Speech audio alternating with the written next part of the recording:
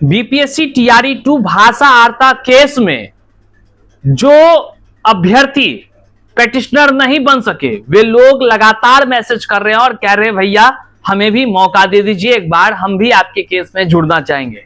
लेकिन एक बात बताते हैं, आखिर 9 बार सुनवाई हो चुकी है, 10वीं बार सुनवाई होनी है, क्यों अभ्यर्थियों के मन में यह जगने लगा कि भैया टीआरई 2 भाषा वार्ता केस में जो है ना, जो इतिहास रचने की डगर पर चल पड़ी है उसमें ही हमारा जीवन कल्याण हो सकता है। आखिर क्यों ये महसूस क्यों हुआ? क्योंकि अभ्यर्थियों ने देख लिया टीआरई 3.0, अभ्यर्थियों ने देख लिया टीआरई 4.0 में रिक्तियों का हिसाब किताब, किस तरह से युवाओं के साथ बड़ा छल हुआ है वो सभी अभ्यर्थी जान गए। इंतजार करते करते वो थक गए, अब सोचने लगे कि भैया अब आप सही कहते थे कि भाषा वार्ता की केस एक दिन इतिहास रचेगी और नित नई सुनवाई जो हो रही है, अब 10वीं बार अंतिम फैसले के कगार पर जो सुनवाई होना है उससे पहले हुबहू जो है कि हमारा भी जन कल्याण कर दीजिए।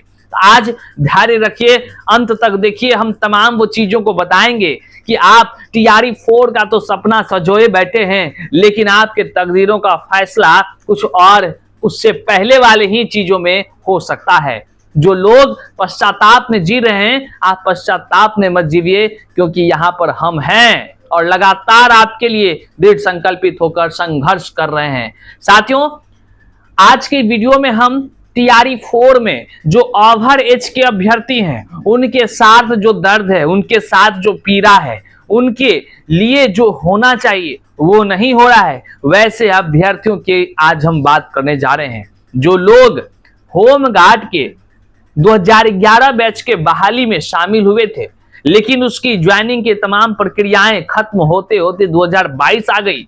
जो लोग सब कुछ क्वालिफाई कर गए, दौड़ क्वालिफाई कर गए, सब चीज क्वालिफाई कर गए, तब भी उसके जीवन के साथ खेला हुआ। और जब कोर्ट कह दी कि भैया जो लोग जो है 6/4/2026 से पहले कोर्ट में रीट याचिका दायर कर जो है कि पेटिशनर बने थे, केवल उनके ही नौकरी का एडजस्टमेंट होगा, तो अभ्यर्थियों को अब लगने लगा कि भैया भाषा वार्ता के केस में अब हम भी शामिल हो जाएं। कई बिहार होम गार्ड के अब वैसे कैंडिडेट जो शामिल नहीं हो सके, अब वो अपना न्याय पाने के लिए छटपटा रहे हैं। तो आज इन तीनों चीजों को गंभीरता से हम चर्चा करने वाले हैं। इस वीडियो को दिल थाम कर देखिएगा और हाँ, जिसको जरूरत है उन लोगों तक इस वीडियो को पहुंचा दीजिएगा, ताकि वो ये ना महसूस करे कि समय जब निकल गई तो भैया अब क्या ही किया जाए। करते हैं शुरू। से पहले नमस्कार स्वीकार कीजिए, मैं हूं हरे कृष्ण प्रकाश और आपने देखना शुरू कर दिया है साहित्य आजकल।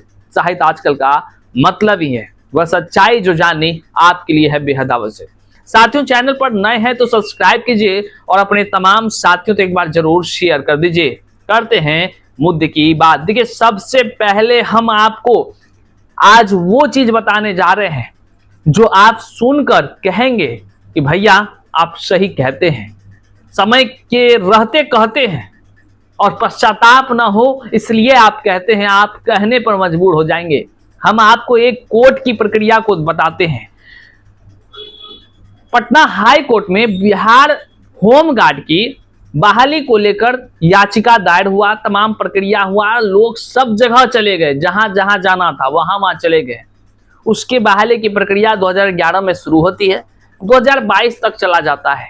वैसे वैसे लोग फोन कर रहे हैं, जो लोग कह लीजिए कह रहे हैं भैया हम सब पास हैं, सब कुछ पास है, मेडिकल तक पास है, सब कुछ पास है। जो होता है ना दौड़ वगैरह, ये सब जो होता है, अंक है 10 अंक, ये सब जो पास के निर्धारित पैमाने थे, सब चीज पास है, पूरे फिट, लेकिन उसकी नौकरी नहीं हो सकी। वो ये अन्याय हुआ कि नहीं? और ऐसे कॉल एक नहीं आए हैं, बल्कि सैकड़ों में ऐसे व्यक्ति संपर्क कर हमको, चाहे गया से हो, वैशाली से हो, मुंगेर से हो, दरभंगा के तो कई सारे लोग हैं, कई सारे अभ्यर्थी हैं। और सबसे बड़ा जो होम गार्ड 2011 बैच को लेकर के जो रीट याचिका दायर किए थे, जो संघर्ष कर रहे हैं, उसके जो शिष्टमंडल के कल जी अध्यक्ष हैं, वो जब हमसे फोन करके बात कर रहे हैं, वो कह रहे हैं भैया इस तरह की बातें हुई, ये सारी जानकारी वो साझा कर रहे हैं। सोचिए किस तरह का। और जानते हैं सबसे बड़ा उदाहरण क्या बना, उस जो एलपीए में सरकार गई है उसमें जो है कि कोर्ट साफ शब्दों में ये कहा है, ये टिप्पणी किया है कि जो लोग पहले पेटिशनर बन गए उनको नौकरी एडजस्टमेंट करने का आदेशित किया है। जो बिहार सरकार के महाधिवक्ता हैं उन्होंने स्वीकार किया, ठीक है हुजूर, रिक्ति जो भी है हम उसको एडजस्ट कर लेते हैं। मतलब समझे, संघर्ष करने वालों को कोर्ट भी न्याय देती है, यह साबित हो गया। इसलिए सबसे पहले हमने बिहार होमगार्ड की बहाली का चर्चा किया कि जो रीट याचिका में लोग शामिल होते हैं, खोने के लिए कुछ नहीं होता है ज्यादा, लेकिन पाने के लिए जीवन होता है। याद रखिएगा साथियों, घर बैठकर हर कोई टीका टिप्पणी कर सकता है, लेकिन आपके न्याय दिलाने के लिए, आपके जीवन को बनाने के लिए बहुत कम लोग ही संघर्ष करेंगे। अरे धत तेरी के, ऐसे कोई लोग नहीं मिलेगा जो आपके दुख दर्द को सुनना चाहेगा। आजमा लीजिए अपने फोन कॉल को निकाल करके और चेक करिए आपके दुख दर्द को सुनने वाला कौन उसमें शामिल है। लेकिन ये साहित्य आजकल हर एक पीड़ित व्यक्ति की आवाज बनता है। और वैसे होमगार्ड के भी अभ्यर्थी कैंडिडेट जो अब आशा छोड़ चुके हैं कि हम 6/4/2026 से पहले जो है कि कोर्ट में याची नहीं बन सके तो अब हमको न्याय नहीं मिलेगा। धैर्य रखिए, कानून किसी एक के लिए नहीं बना है साथियों, कानून सब के लिए बना है। आप हमें मैसेज कर लीजिए, व्हाट्सएप कर लीजिए, तमाम तरह की डिटेल्स हैं। सुप्रीम कोर्ट के कई सारे कानून आपके साथ हैं साथियों, लेकिन हाँ, संघर्ष आपको करनी होगी। न्याय के मंदिर में दरवाजा आपको खटखटाना होगा। तो आपको हम तमाम वो जानकारी शेयर कर देंगे। आइए अब यही उदाहरण आप ले लीजिए भाषा आर्ता टीआरई 2.0 के केस की। जब भाषा आर्ता मतलब कि टीआरई 2.0 का कह लीजिए कि शिक्षक बहाली की प्रक्रिया हुई, एक से एक उसमें खेल खेले गए। आयोग के उस समय के जो तत्कालीन अध्यक्ष थे ट्विटरबाज, नियम कानून सबको ताक पर रखकर बहाली करा दी गई। और ये हम नहीं कह रहे हैं भैया, ये जांच में स्पष्ट हुए हैं, अखबारों में खबरें आई हैं, चाहे जिस भी तरह का हो। यहां तक कि परीक्षा सेंटर पर जब पहुंचा अभ्यर्थी तो ट्रेन डिले हो गया और ट्रेन डिले से टाइम डिले कर दिया गया, ये भी हम लोग स्वीकार कर लिए। लेकिन परीक्षा के सेंटर पे जब परीक्षार्थी परीक्षा दे रहे थे, कई विषय के प्रश्न नहीं, कई विषय के साथ खेला हो गया। वहां तक तो ठीक है, उर्दू बंगला वाला वो सब खेला समझ रहा है, लेकिन जब परीक्षा का रिजल्ट का इंतजार कर रहे थे तो वहां पर लाखों अभ्यर्थियों के साथ हमारे हिंदी भाषा के साथ बहुत बड़ा खेल कर दिया गया है। भाषा की आर्ता जो क्वालिफाइंग पेपर था, फर्स्ट पेपर था, उसी पेपर को शून्य कर दिया गया और जो बाद बाकी सारा पेपर था उस पर नंबर मार्किंग करके जो है कि लोग आज नौकरी कर रहे हैं। जो भाषा में 9 अंक नहीं ला सके, फेल हो गए, वे आज बीपीएससी से शिक्षक बने हुए हैं। ऐसे शिक्षकों पर क्या ही शिक्षा की बात की जाए, क्या ही गुणवत्तापूर्ण की बात की जाए, लेकिन ये हुआ है। और इसी के खिलाफ खासकर हमारे हिंदी के साथ जो खेल हुए हैं, बख्शे नहीं जाएंगे, याद रखिएगा। और उसको लेकर उसी समय सबसे पहला वो व्यक्ति है जो आपके सामने है। हमने सबसे पहले रीट याचिका दायर किया, केवल अकेला नहीं, अपने साथ 125 से अधिक अभ्यर्थियों को लेकर, मतलब 75 मेरे साथ में अभ्यर्थी थे जो रीट याचिका दायर किए। उसके अलावा हमने कई तरह के पार्ट्स में रीट याचिका दायर किए ताकि विरोधियों का नाना से इलाज कर दिया जाए। बहुत तरह की होती है नीति, कूटनीति, सब अपनाया गया। आज तक हमारी केस को खत्म नहीं कर पाई क्योंकि हमने सुप्रीम कोर्ट्स के कई जजमेंट को लगाया है। खेल के बीच में नियम नहीं बदले जाते हैं, इतिहास गवाह था, है और रहेगा। और भाषा की आर्ता इतिहास रचेगी साथियों। अभ्यर्थियों को लगा कि बिल्कुल हरे कृष्ण जी सही कह रहे हैं। कई सारे अभ्यर्थी हमारे साथ संघर्ष से कदम से कदम मिलाकर संघर्ष करने को तैयार हुए। रीट याचिका हमने दायर की, 9 बार सुनवाई हो चुकी है, 10वीं बार अंतिम निर्णायक मोड़ पर है। किस दिन लिस्ट हो जाए आपको पता नहीं चलेगा और जब जजमेंट होगा तो हम आपको बता देंगे।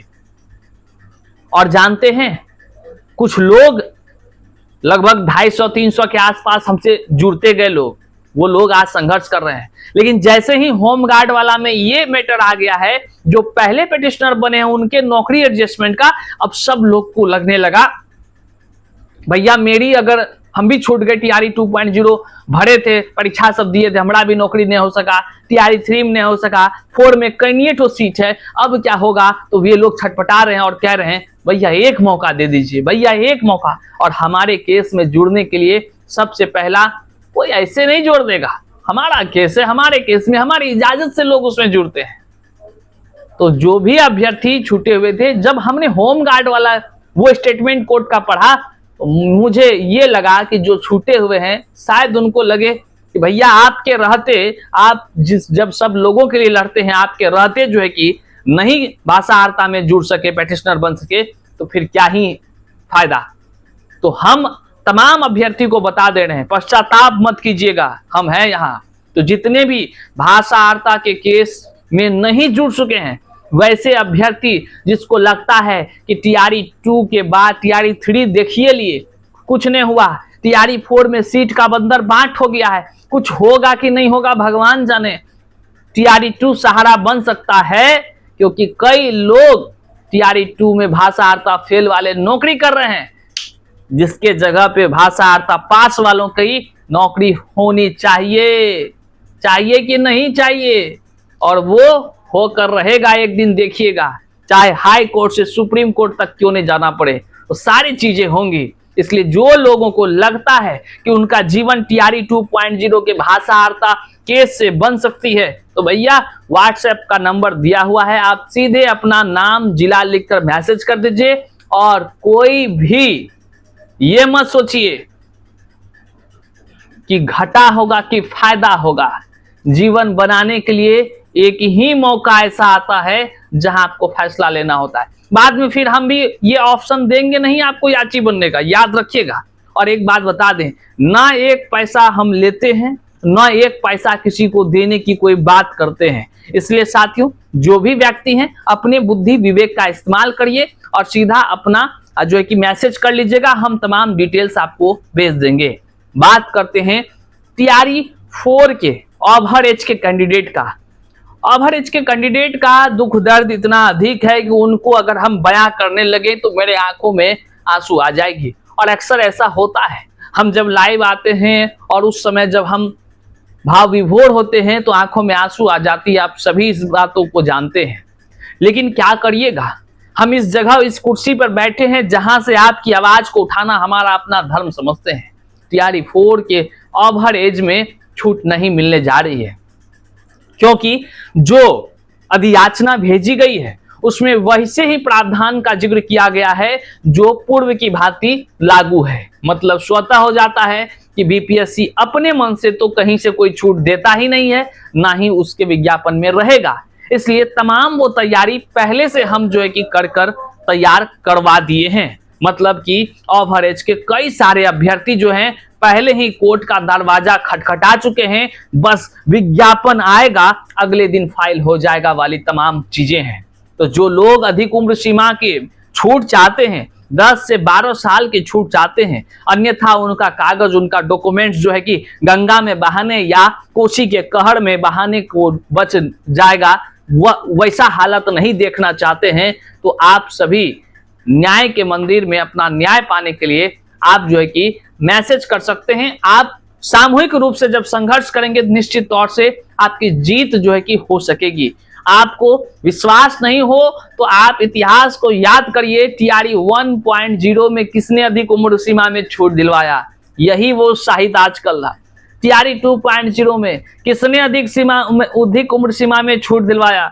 यही वो शाहिद आजकल था। एसटीटी में अधिक उम्र सीमा में किसने छूट दिलवाया? यही वो शाहिद आजकल था। और टीआरई 3.0 में अधिक उम्र सीमा की केस किसने जीता? इकलौता यही शाहिद आजकल के मार्गदर्शन में जीते गए। हालांकि समय के अभाव में टीआरई 3.0 में छूट विभाग ने नहीं दी, क्योंकि समय कम था, और वही नहीं चाहते हम लोग कि टीआरई 4 में समय कम पड़े। इसलिए समय रहते आपको तमाम सूचनाएं हम दे रहे हैं कि अभ्यर्थी धड़ाधड़ हाई कोर्ट में जाकर अपने तमाम ड्राफ्टिंग की प्रक्रियाओं को कर रहे हैं। आप अगर अधिक उम्र सीमा वाले अभ्यर्थी हैं और छूट आप चाहते हैं, अन्यथा जीवन बर्बाद हो जाएगा ऐसा लगता है, तो आप हमें मैसेज कर लीजिए और जो है कि हम आपको तमाम डिटेल्स भेज देंगे। इस वीडियो को जरूर एक बार शेयर कीजिएगा, आप नहीं तो अपने लोगों तक जरूर पहुंचाइएगा। हो सकता है कि आपसे जुड़ा कोई व्यक्ति का उम्र खत्म हो रहा हो या टीआरई 2.0 में जुड़ने की लालसा हो। अगर उनको सही जानकारी पहुंच जाएगी तो उनका जीवन बदल सकता है। बहरहाल मिलते हैं अगले वीडियो में नई जानकारी के साथ, तब तक के लिए अलविदा। साथ ही चैनल पर नए हैं तो सब्सक्राइब कर लीजिए, फेसबुक पेज को फॉलो कर लीजिए, इंस्टाग्राम को फॉलो कर लीजिए।